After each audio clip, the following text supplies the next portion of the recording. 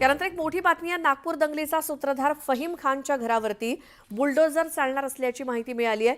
फहीम खानच्या परिवारानं मनपाच्या काही फूट जागेवरती अतिक्रमण केल्याची माहिती समोर आली होती आणि या अतिक्रमण केलेल्या जागेवरती पालिका बुलडोझर चालवणार आहे। पालिकेच्या आसीनगर झोननं फहीम खानच्या कुटुंबियांना नोटीस बजावल्याची माहिती मिळाली आहे। फहीम खानच्या घराचा अतिक्रमण भाग पालिका पाडणार आहे आणि तोडकाम कारवाईच्या आधी फहीम खानच्या परिवारानं रात्रीच घर रिकामं केलेलं आहे। फहीम खानच्या आईच्या नावानं घर असल्याची माहिती मिळाली आहे। तर या कारवाईच्या पार्श्वभूमीवर यशोधरा नगर परिसरात मोठा पोलीस बंदोबस्त तैनात आहे।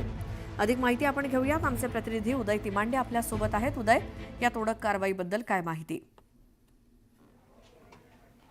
श्वेता, नागपूरमध्ये जो हिंसाचार उसळला होता त्या हिंसाचाराचा मास्टर माइंड असलेल्या फहीम खानचं संजय बाग कॉलनी इथं असलेलं हे घर आहे। नागपूर सुधार प्रन्यासनं 3 वर्षाच्या लीजवर जे आहे ते फहीम खान यांच्या परिवाराला हे घर दिलं होतं। फहीम खानच्या आईच्या नावानं जे आहे ते हे घर आहे। मात्र ज्या पद्धतीनं आपण न्यूज 18 लोकमतनं सांगितलं होतं की या ठिकाणी जे आहे ते फहीम खान यांची जी आहे ती एक मिटिंग झाली होती आणि या मिटिंगमध्ये निवडक लोकांना जे आहे ते सहभागी करून घेतलं होतं आणि याच कारणावरून जे आहे ते आता नागपूर महानगरपालिकेनं या घरासाठी जी लीज दिली होती ती 600 स्क्वेअर फूटची दिली होती। मात्र फहीम खान यांच्या परिवारानं जे आहे ते त्यापेक्षा जास्तीचं इथं बांधकाम केलेलं आहे, अतिक्रमण केलेलं आहे आणि ते 900 फुटाचं अतिरिक्त असलेलं बांधकाम हटवण्याची कारवाई जी आहे ती आता नागपूर महानगरपालिकेकडून केली जाणार आहे। आपण पाहतो नागपूर महानगरपालिकेचे हे सगळे कर्मचारी इथं दाखल झालेले आहेत आणि हातात जे आहे ते सब्बल असेल, हातोडा असेल ते घेऊन जे आहे ते हे तोडकाम करायच्या साठी इथं दाखल झालेलं आहे। हा संवेदनशील परिसर आहे इथं, त्यामुळं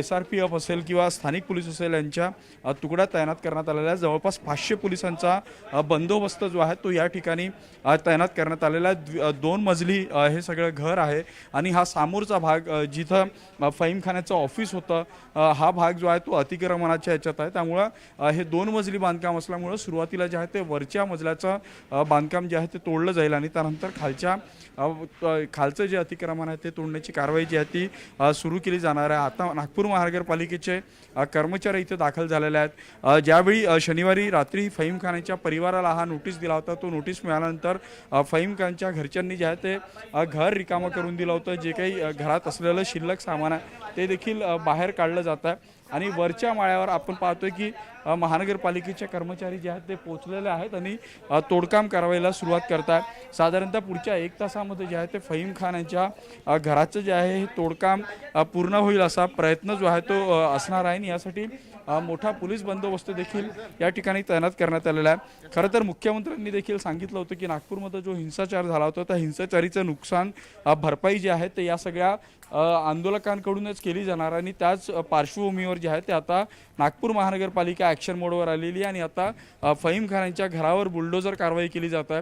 त्यामुळे हा एक स्पष्ट संदेश जो आहे तो या निमित्तानं सरकारकडून नागपूर महानगरपालिकेकडून दिला जातोय की कुठल्याही पद्धतीनं समाजामध्ये तेढ निर्माण केली जाईल, धार्मिक भावना दुखावल्या जाईल तर त्यांच्यावर कुठल्या प्रकारची कारवाई होऊ शकते। फहीम खान सध्या जो आहे तो PCR मध्ये आहे, तो तुरुंगामध्ये आहे। त्याच्या घरच्यांनी देखील जे आहे ते आता घर रिकामं करून दिलेलं आहे आणि महानगरपालिकेकडून आता या सगळ्या तोडकाम करायला सुरुवात झालेली आहे। आपण पाहतोय की मोठ्या हातोडी असेल, सब्बल असेल ते घेऊन कर्मचारी इथं दाखल झालेले आहेत आणि वरच्या भागातल्या तोडकामाला आता काहीच वेळात जी आहे ती सुरुवात केली जाणार आहे। मोठ्या प्रमाणात महानगरपालिकेचे कर्मचारी असेल, पोलीस कर्मचारी असेल ते या भागामध्ये तैनात झालेला आहे। आपण पाहतोय की विजेचं कनेक्शन जे आहे ते इथं महावितरणकडून काढण्यात आलेलं आहे जेणेकरून ही सगळी तोडकाम कारवाई होत असताना कुठलीही अनुचित प्रकारची एक इथे प्रश्न आहे उदय की असं आधी कळत होतं की या घराचा काहीच भाग हा अनधिकृत आहे, अवैध आहे, तर तेवढ्याच अनधिकृत बांधकामावर कारवाई होईल का सगळ्या घरावर बुलडोझर चालवला जाणार आहे? खरं तर नागपूर महानगरपालिकेनं जी नोटीस दिलेली आहे ती 900 फुटाची आहे। सुवर्णा, मी तुम्हाला ही सगळ्यात आधी दृश्य दाखवतोय की नागपूर महानगरपालिकेचा JCB जो आहे तो इथं दाखल झालेला आहे आणि या JCBच्या माध्यमातून जी आहे ती आता ही सगळी तोडकाम कारवाई सुरू केली जाणार आहे। सुवर्णा, जो तुम्ही प्रश्न विचारला, नागपूर सुधार प्रन्यासनं जे आहे ते फहीम खान यांच्या परिवाराला 600 फुटाची जागा जी आहे ती लीजवर दिली होती. बरं. मात्र फहीम खानच्या परिवारानं 600 फुटाच्या अतिरिक्त म्हणजे 300 फूट अतिरिक्त जी आहे ती बांधकाम केलं होतं आणि जो महानगरपालिकेनं या सगळ्या पाडकामाचा नोटीस दिलेला आहे त्यामध्ये 900 फुटांचा उल्लेख केलेला आहे. जर त्या नोटीसचा जर विचार केला तर फहीम खान यांचं अख्खं घर जे आहे ते आज या बुलडोझरनं जे आहे ते जमीनोदोस्त केलं जाण्याची शक्यता आहे. कारण मनपानं त्याच पद्धतीनं हा नोटीस दिला होता आणि त्या नोटिसीनंतर जे आहे ते फहीम खान यांच्या घरच्यांनी जे आहे ते हे घर रिकामं केलेलं आहे. नक्की तुझ्या माध्यमातून आपण ही दृश्य आपल्या प्रेक्षकांना दाखवतोय. तोडक कारवाईची ही दृश्य आहेत. फहीमच्या घरावर तोडक कारवाई करण्यात येते आहे त्याची थेट दृश्य उदय तिमांडे यांच्या कॅमेऱ्यामधून आपण थेट बघतो आहोत आणि उदय आपल्याला माहिती सुद्धा देत आहेत. उदय, फहीमने याच घरामध्ये कशा प्रकारे नागपूरमध्ये ती घटना घडवून आणायची या संदर्भात काही मीटिंग्स केल्या होत्या असं सुद्धा समोर येत होतं, असं सुद्धा बोललं जात होतं. त्याच्याविषयी पुन्हा एकदा सांगाल का? नक्कीच नागपूरमध्ये हा जो सगळा हिंसाचार झाला होता हा सुनियोजित होता. याचे काही पुरावे जे आहेत ते समोर आले होते. त्या पुराव्यानुसार जे आहे ते या सगळ्या घटनेचा मास्टर माइंड फहीम खान यानं जे आहे ते लोकांची डोकं भडकवण्यासाठी सोशल मीडियाचा वापर केला होता आणि काही निवडक लोकांच्या बैठकी ज्या आहेत त्या शहरातल्या 3 भागामध्ये घेतल्या होत्या. त्यातली एक बैठक जी आहे ती या यशोधरा नगरमधल्या फहीम खान याच्या याच घरी जी आहे ती ही बैठक झाली होती. या बैठकीमध्ये साधारणतः 25 ते 30 निवडक नेते जे आहेत ते इथे उपस्थित होते आणि त्यांच्याकडून जे आहे ते हिंसाचार कसा घडवायचा, पोलिसांना डायव्हर्ट कसं करायचं, हा सगळा हिंसाचार झाल्यानंतर जे आरोपी आहेत ते पोलिसांच्या हाती कसे लागणार नाही या सगळ्या बाबतीतलं जे आहे ते नियोजन करण्यात आलं होतं. या सगळ्या दगडफेकीसाठी दगड कुठून जमा करायचे, पेट्रोल बॉम्ब कसे तयार करायचे, या सगळ्या इत्थंभूत गोष्टींचं नियोजन जे आहे ते या 3 बैठकीत झालं होतं. आणि त्यातली ही जी बैठक इथं झाली होती फहीम खानच्या घरी, ही बैठक जी आहे ती अतिशय महत्त्वाची जी आहे ती झाली होती. आपण आणि त्या बैठकीमध्येच हा सगळा प्लॅन रचला होता. खरं तर ही जमीन जी आहे ती लीजवर आहे त्यामुळे या जमिनीचा या घराचा जो आहे तो अशा पद्धतीनं वापर केला जाऊ शकत नाही. मात्र नियमबाह्य पद्धतीनं हा सगळा वापर केला होता. जे अल्प भूधारक असतात किंवा जे EWS असतात त्यांच्यासाठी ह्या सगळ्या जमिनी देण्यात आल्या होत्या. मात्र त्याचा गैरफायदा जो आहे तो फहीम खान आणि त्याच्या कुटुंबियांनी घेतला होता आणि त्यानंतर आता या सगळ्या प्रकरणामध्ये जी आहे ती नागपूर महानगरपालिका ॲक्शन मोडमध्ये आली. कारण मुख्यमंत्र्यांनी नागपूरमध्ये स्पष्ट केलं होतं की वेळ प्रसंगी बुलडोझर देखील चालवू, या सगळ्या नुकसानीची भरपाई जी आहे ती या आंदोलकांकडून करू आणि त्याचाच भाग म्हणून जे आहे ते आता इथं या सगळ्या तोडकाम कारवाईला सुरुवात होता. सुवर्णा, उदय, पण जसं तुम्ही म्हणालात की तुम्ही स्वतः सुद्धा लहानाचे मोठे नागपुरामध्येच झालेला हा सगळा परिसर तुमच्या परिचयाचा आहे. धर्मपंथ आपण बाजूला ठेवू, पण एखादा व्यक्ती ज्या ठिकाणी राहतो तिथे तो लहानाचा मोठा होतो, तिथेच त्याने हे अनधिकृत बांधकाम केलेलं आहे आणि तो अशा प्रकारच्या कृत्यात सहभागी असतो की आजूबाजूच्यांना, आपल्याच परिसरातल्या शहरातल्या लोकांना इजा होऊ शकते, गंभीर दुखापत होऊ शकते. काय म्हणाल यासाठी?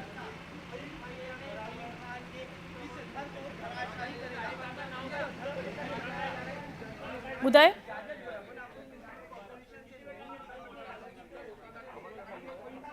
हॅलो उदय, आपल्याला आवाज येतोय? हॅलो, हे सुवर्णा पुन्हा एकदा प्रश्न विचारा. उदय, मी म्हटलं की फहीम सुद्धा याच भागामध्ये राहणारा होता. अशा प्रकारे अनधिकृत बांधकाम त्याने केलेलं आहे, पण ज्या कृत्यात तो सहभागी होता ते कृत्य असं होतं की आपल्याच परिसरातल्या, आपल्याच आजूबाजूच्या लोकांना इजा होऊ शकते, त्यात त्यांचा जीव जाऊ शकतो. धर्मपंथ या सगळ्यामध्ये बाजूला ठेवायला हवा, पण हे कृत्यच मुळात चुकीचं आहे. नक्कीच सुवर्णा, आपण ज्या जमिनीवर आपला जन्म झालेला आहे किंवा ज्या भागामध्ये आपण राहतो खरं तर ती आपली जन्मभूमी असतं. त्यामुळे त्या भागाच्या रक्षणाची जबाबदारी जी आहे ती आपल्यावर असतं. मात्र असं न करता कुठंतरी जातीमध्ये तेढ निर्माण करायचा, धर्मामध्ये तेढ निर्माण करायचा, लोकांची डोके भडकवायची आणि ही या लोकांची डोके भडकवून जे आहेत ज्यांचा या सगळ्या गोष्टींशी काहीही संबंध नाही, ज्या लोकांना या सगळ्या गोष्टीशी काही घेणं देणं नाही, अशा लोकांचं नुकसान करायचं ही भूमिका जी आहे आहे ती फहीम खान यांना घेतली होती. फहीम खान जो आहे तो अत्यंत धार्मिक याचा होता, कट्टरतावादी होता.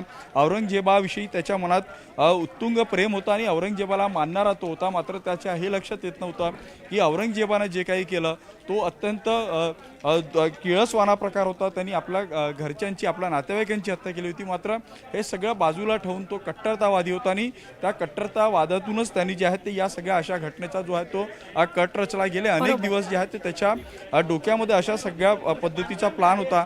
मात्र त्याला संधी मिळत नव्हती. ती संधी त्याला मिळाली आणि त्यानं याच आपल्या राहत्या घरात, ज्या घरामध्ये तो लहानाचा मोठा झाला, ज्या घरातल्या प्रत्येक एका विटाशी त्याचं भावनिक नातं होतं, त्याच विटामध्ये जे आहे ते अशा पद्धतीचं कृत्य करण्याचा जो आहे तो प्लॅन रचला. कारण आपण पाहिलं होतं की या हिंसाचारामुळे जे आहे ते एकाचा जीव गेलेला आहे, अनेक लोक यामध्ये जखमी झालेला आहे, लाखो रुपयांच्या संपत्तीचं जे आहे ते नुकसान झालेलं आहे आणि सगळ्यात महत्त्वाचं नागपूर शहराच्या सांस्कृतिक धार्मिक एकतेला जी आहे ती तो तडा गेलेला आहे. कारण नागपूरमध्ये कधी अशा पद्धतीचं वातावरण निर्माण झालं नव्हतं. कारण नागपूरमध्ये इतके सण त्योहार जे आहेत ते लाखो करोडो लोक मिळून एकत्रितपणे साजरे करत असतात. मात्र या फहीम खानच्या या सगळ्या कृतीमुळे जे आहे ते नागपूरच्या एका वैभवाला जो आहे तो तडा गेलेला आहे. त्यामुळं फहीम खाननं हे सगळं करण्याआधी जे आहे ते विचार करणं अपेक्षित होतं, मात्र तो केला नाही. आणि त्यामुळं अशा पद्धतीचा दुसरा फहीम खान नागपूरमध्ये किंवा राज्यामध्ये तयार होऊ नये आणि त्यासाठी जे आहे तो एक संदेश देण्याचा प्रयत्न जो आहे तो सरकारकडून, नागपूर महानगरपालिकेकडून आणि पोलीस विभागाकडून केला जातोय की जर तुम्ही समाजात तेढ निर्माण करण्याचा प्रयत्न कराल, सार्वजनिक संपत्तीचं नुकसान कराल, तर तुमच्या सोबत देखील अशा पद्धतीची कारवाई केली जाऊ शकते. बरोबर. उदय, तुझ्या मागे जे दिसतंय ते या फहीमचं घर आहे. त्याने 900 फुटापैकी 300 फूट अनधिकृत बांधकाम केलेलं आहे. त्याच्यावर तोडक कारवाई आता होणार आहे. पुन्हा एकदा या सगळ्याविषयी माहिती द्याल का? कधी नोटीस धाडली, नोटीस धाडल्यावर त्याच्या घरच्यांची काय प्रतिक्रिया होती आणि आता थेट कारवाई होतीये? नक्कीच गुरुवारी जे आहे ते मुख्यमंत्र्यांचा जो आहे तो शनिवारी नागपूरमध्ये दौरा झाला होता. मुख्यमंत्र्यांना या सगळ्या घटनेचा आढावा घेतला होता आणि या आढाव्यामध्ये जे आहे ते प्रामुख्यानं मुख्यमंत्र्यांनी घोषणा केली होती की या सगळ्या नागपूर शहरामध्ये जी काही दंगल झाली होती त्या दंगलीचं जे काही नुकसान झालं होतं त्या नुकसानीची भरपाई या आंदोलकांकडून केली जाणार. अजून एक बुलडोझर आलाय का? 2 बुलडोझर मागवले. सुवर्ण, अगदी खरं 2 बुलडोझर जे आहे ते मागवलेले आहे. एक बुलडोझर आधीच इथं आला होता आणि आता दुसरा बुलडोझर जो आहे तो नागपूर महानगरपालिकेकडून मागविण्यात आला होता. कारण आपण पाहिलं की 2 मजली इमारत आहे, त्यामुळे दोन्ही मजली इमारत ही पाडताना इतरांना, आजूबाजूला जे घरं आहेत त्या घरांना कुठली क्षती पोहोचू नये या दृष्टीनं काळजी घेण्यासाठी जे आहे ते 2 JCB इथं मागविण्यात आलेल्या आहे. एका JCB कडून तोडकाम कारवाई केली जाणार आहे, तर दुसऱ्या JCB कडून तात्काळ मलबा उचलण्याचं काम जे आहे ते इथं केलं जाणार आहे.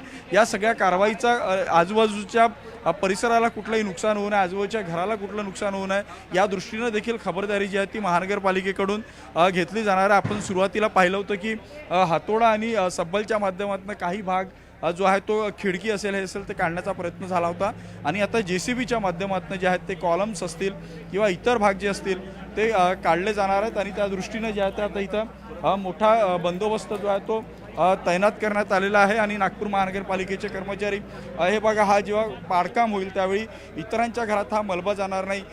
इथं जे काही लोखंडी साहित्य असेल ते कट करण्यासाठी हे कटिंग्स वापरण्यात येणार आहे, हे ब्लेड्स वापरण्यात येणार आहे, जेणेकरून या मलब्यामुळे कोणाचं नुकसान होणार नाही या दृष्टीनं जी आहे ती ही सगळी काळजी घेणार आहे. आपल्यासोबत पोलीस अधिकारी रमेश धुमाळ सर आहेत. सर, कशा पद्धतीनं कारवाई असेल, किती पोलीस बंदोबस्त तैनात केलेला आहे? NMC कारवाई करते, बंदोबस्त लावलेला आहे.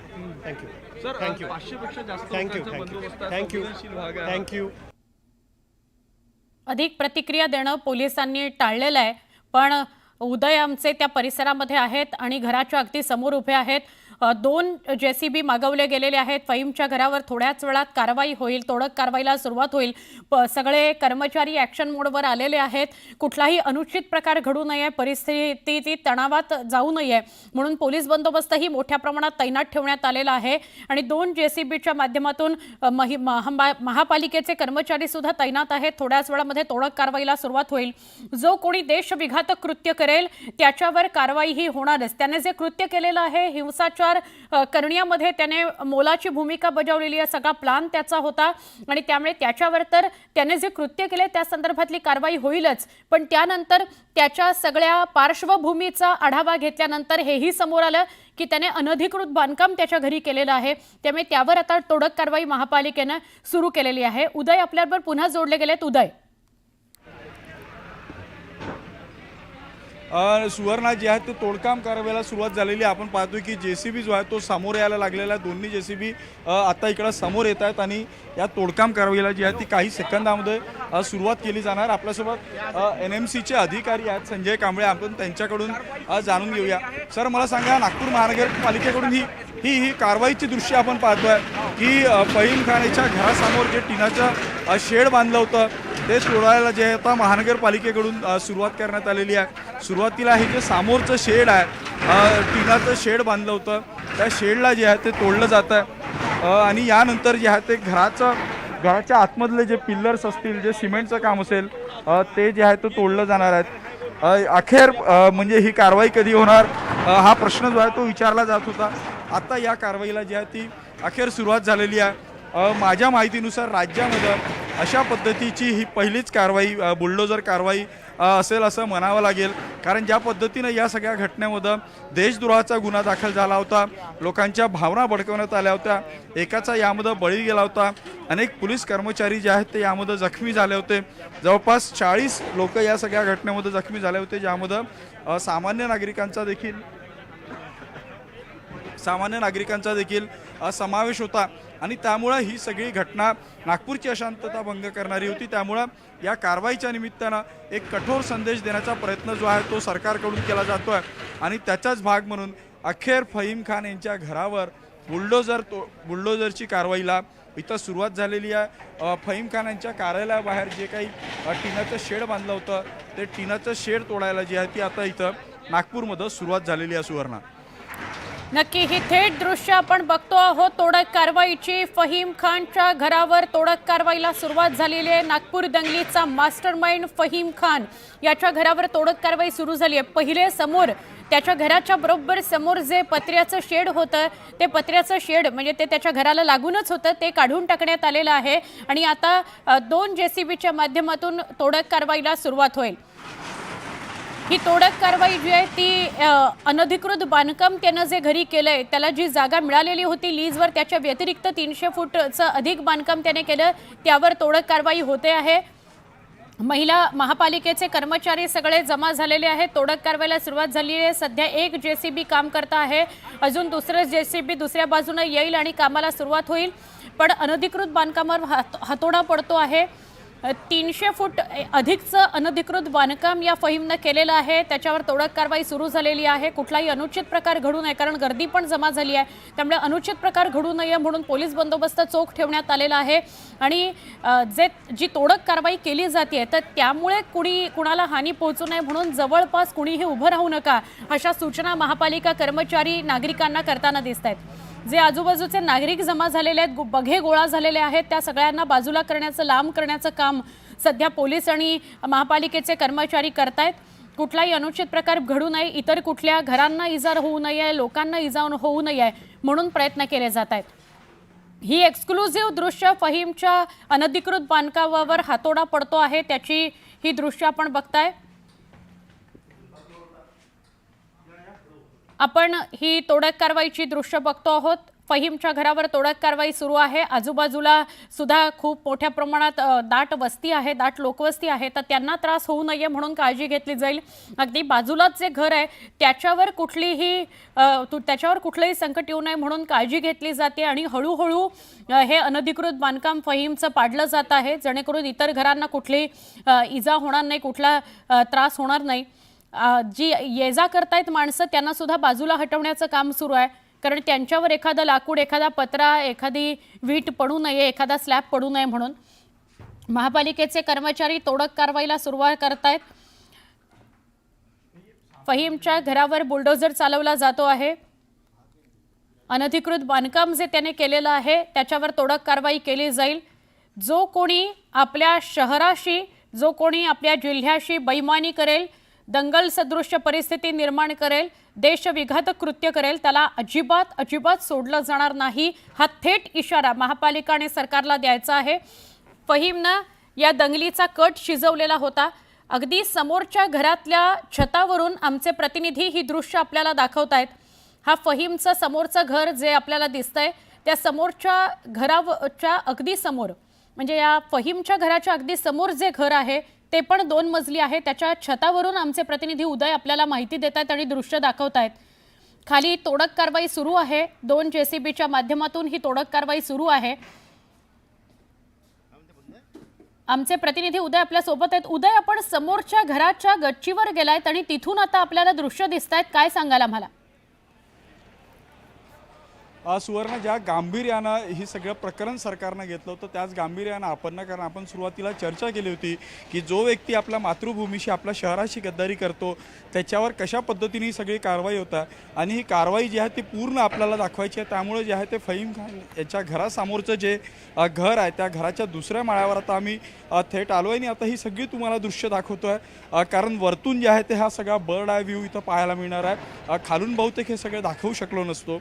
सगळ्यात महत्त्वाचं म्हणजे आम्हाला समोरच्या घरानं देखील सहकार्य केलेलं आहे, कारण इथल्या परिसरातल्या नागरिकांच्या मनामध्ये देखील चीड आहे की अशा पद्धतीचं कृत्य आमच्या परिसरात राहणाऱ्या नागरिकांना करावं हे त्यांच्यासाठी खेदजनक आहे. ही सगळी कारवाई जी आहे ती सुरू झालेली आपण पाहतोय की फहीम खान यांच्या घराचा सुरुवातीला समोर असलेलं टिनाचं शेड जे आहे ते या बुलडोझरनं जे आहे ते उद्ध्वस्त केलं. त्यानंतर फहीम खान याच्या घराची जी कंपाऊंड वॉल आहे ती कंपाऊंड वॉल जे आहे ते आता उद्ध्वस्त करण्याचं काम या JCBच्या माध्यमातून होत आहे आणि हळूहळू जे आहे ते आता फहीम खान याच्या घराचा एक भाग जो आहे तो इथं पाडला जाणार आहे आणि हे पाडून ज्यात एक संदेश, कठोर संदेश अशा पद्धतीनं देशद्रोह केला जाईल, नागरिकांच्या संपत्तीचं नुकसान केलं जाईल तर कशा पद्धतीने कारवाई केली जाईल याचा संदेश जो आहे तो या निमित्तानं देण्याचा प्रयत्न इथं होतो. आपण पाहतोय की परिसरातले नागरिक आपल्या घरावर चढून जी आहे ती ही कारवाई कशा पद्धतीनं होत आहे हे पाहता लोकांच्या मनामध्ये जो आहे तो या सगळ्या घटनेनंतर संताप होता आणि या संतापानंतर आता ज्या पद्धतीने ही सगळी तोडकाम कारवाई होत आहे या कारवाईनंतर जे आहे ते आता कुठेतरी नागरिकांना दिलासा मिळतो आहे. कारण नागपूरच्या इतिहासाला धक्का लावणारा, नागपूरच्या इतिहासाला दाग लावणारी ही सगळी घटना होती. त्यामुळं नागपूरकर जे आहेत ते चिडलेले होते. त्यामुळे जेव्हा आता ही सगळी दृश्य लोक पाहत असतील त्यावेळी त्यांच्या मनाला नक्कीच धीर मिळत असेल की अशा पद्धतीनं कडक शिक्षा जी आहे ती होऊ शकते, सरकार अशा पद्धतीचे निर्णय घेऊ शकतं. हे पाहून नक्कीच आता नागरिक जे आहे ते सुखावले असणार आहे. आपण पाहतोय की सकाळपासून, अगदी सकाळपासून जे आहे ते इथं मोठ्या प्रमाणात पोलिसांचा फौजफाटा तैनात करण्यात आलेला होता. अतिशय निमुळत्या गल्ली ज्या आहेत या सगळ्या भागामध्ये आहे. प्रत्येक गल्लीमध्ये जिथपर्यंत लक्ष जाईल तिथपर्यंत पोलिसांचा बंदोबस्त तैनात करण्यात आलेला आहे. मग त्यात स्थानिक पोलीस असेल, SRPF असेल किंवा होमगार्डचे जवान असेल, अशा सगळ्या पोलिसांचा बंदोबस्त तैनात करण्यात आलेला आहे. फायर ब्रिगेडचे बंब इथं तैनात करण्यात आलेले आहे आणि कुठल्याही पद्धतीनं अनुचित प्रकार घडणार नाही या दृष्टीनं जे आहे ते पोलीस संवेदनशीलतेनं इथं उभ्या आहेत. या सगळ्या गोष्टींचं चित्रीकरण जे आहे ते पोलिसांकडून केलं जातं. या सगळ्या घटनेचं चित्रीकरण केलं जातं आहे. या सगळ्या गोष्टींवर कोणी आक्षेप घेतला तर तो आक्षेप येऊ नये यासाठी पोलीस विभागाकडून आपण पाहतोय की इथं या सगळ्या घटनेचं चित्रीकरण देखील केलं जातं आहे आणि महानगरपालिकेकडून ही तोडकाम कारवाई सुरू झालेली आहे. जवळपास 10% बांधकाम आतापर्यंत पाडण्यात आलेलं आहे आणि इतर बांधकाम पाडण्यासाठी हा मोठा JCB जो आहे तो इथं मागवलेला आहे. सुरुवातीला छोट्या JCBच्या मदतीनं खालचं शेड असेल, कंपाऊंड वॉल असेल हे पाडण्यात आलेलं आहे आणि हा मोठा JCB जास्त क्षमतेचा JCB इथं आता तयार आहे आणि या JCB कडून पहिल्या मजल्याचं तोडकाम आता काही क्षणात सुवर्ण जे आहे ते सुरू केलं जाणार आहे. नक्की उदय, या नागपूरच्या दंगली संदर्भात जेव्हा विश्लेषण आपण करत होतात आपण म्हणालात की अशी कुठलीही घटना इतक्या वर्षांमध्ये नागपुरामध्ये आम्ही पाहिली नाही. हे पहिल्यांदा असं घडलेलं होतं, ही दंगल घडणं आणि त्यानंतर इतक्या मोठ्या प्रमाणात संचारबंदी लागू करावी लागणं. या बाबतीत म्हणजे या प्रकरणासंदर्भात हे विशेष म्हणायचं का की या सगळ्यांना म्हणजे ज्यांनी ही दंगल घडवून आणली ते सगळे प्रामुख्यानं खूप मोठ्या प्रमाणात म्हणजे बहुतांश हे एका समाजाचे होते, पण त्या सगळ्यांना समाजकंटक म्हणावं लागेल. त्या समाजाचा उल्लेख करायला नको कारण सगळ्या समाजाची लोक एकत्र नागपुरामध्ये राहतात, हा एक भाग. दुसरं म्हणजे यात सगळ्यात आधी जखमी झालेल्यांची संख्या ही वेगवेगळ्या धर्माची नव्हती, सगळ्या धर्माचे होते ज्यांना याचा त्रास झाला आणि त्यात एक जो मृत्यू झालाय तोही त्याच समाजाचा होता, ज्या समाजाच्या लोकांनी हे कृत्य केलंय, म्हणून समाज धर्म हे सगळं यात आणायला नको? सुवर्ण अगदी खरं आहे. खरं तर नागपूरला जे आहे ते सर्व धर्म समभावाची एक मोठी परंपरा लाभलेली आहे. नागपूरमध्ये जितकी गर्दी हिंदूंच्या मंदिरामध्ये असते, जितकी गर्दी रामनवमीच्या शोभायात्रेला असतं, तितकीच गर्दी किंवा त्यापेक्षा जास्त गर्दी जी आहे ती नागपूरमध्ये असलेल्या ताजुद्दीन बाबा यांच्या दर्ग्यामध्ये होतं. हिंदू मुस्लिम एकात्मतेचं प्रतीक म्हणून जे आहे ते नागपूरचे ताजुद्दीन बाबांना पाहिलं जातं. फक्त देशातले नाही तर विदेशातले नागरिक जे आहेत त्या उर्सच्या निमित्तानं त्या ठिकाणी सहभागी होतात. नागपूरच्या दीक्षाभूमीवर जे आहे ते धम्मचक्र परिवर्तन दिनाच्या निमित्तानं लाखो अनुयायी जे आहेत ते दसऱ्याच्या निमित्तानं एकत्रित होत असतात. नागपूरमध्ये धम्मचक्र परिवर्तन दिन साजरा होत असताना दुसऱ्या बाजूनं रावणाचं दहन देखील हिंदू नागरिकांकडून केलं जातं. इकडे शीख बांधव देखील मोठ्या प्रमाणात राहतात. मात्र आजपर्यंत नागपूरमध्ये असं धार्मिक तणाव, धार्मिक तेढ कधीही निर्माण जी आहे ती झाली नव्हती. पहिल्यांदा अशा पद्धतीची घटना जी आहे ती नागपूरमध्ये झाली होती. म्हणजे 1992ला छोटी दंगल झाल्याचे काही लोकांकडून सांगण्यात येतं. मात्र जी दंगल गेल्या सोमवारी म्हणजे आजपासून 7 दिवसा पहिले नागपूरकरांना अनुभवली होती, तसा विचार देखील स्वप्नात नागपूरकरांना कधी केला नव्हता. कारण सर्व धर्माचे लोक इथं जे आहेत ते एकोप्यानं नांदत असतात, एकमेकांच्या सणामध्ये जे आहे ते सहभागी होत असतात. मात्र या सगळ्या गोष्टींना डाग लावण्याचा प्रयत्न जो आहे तो गेल्या सोमवारच्या दंगलीनं झाला होता. ही दंगल रचण्यामध्ये या फहीम खानचा, ज्याच्या घराचं तोडकाम केलं जातं, याचा मोठा वाटा असल्याचं समोर आलं होतं. आपण आता ही दृश्य पाहतोय की तिसरा JCB देखील आता नागपूर महानगरपालिकेचा इथं दाखल झालेला आहे. याआधी एका JCB कडून तोडकाम कारवाई सुरू होती. दुसरा मोठ्या क्षमतेचा JCB इथं दाखल होता आणि आता हा तिसरा JCB देखील इथं नागपूर महानगरपालिकेचा दाखल झालेला आहे. त्यामुळं नागपूर महानगरपालिकेनं, पोलीस विभागानं मन बनवलेलं आहे की कुठल्याही परिस्थितीमध्ये आज हे बांधकाम काढायचं आहे. खरं तर नागपूर सुधार प्रन्यासकडून जे आहे ते जे गरीब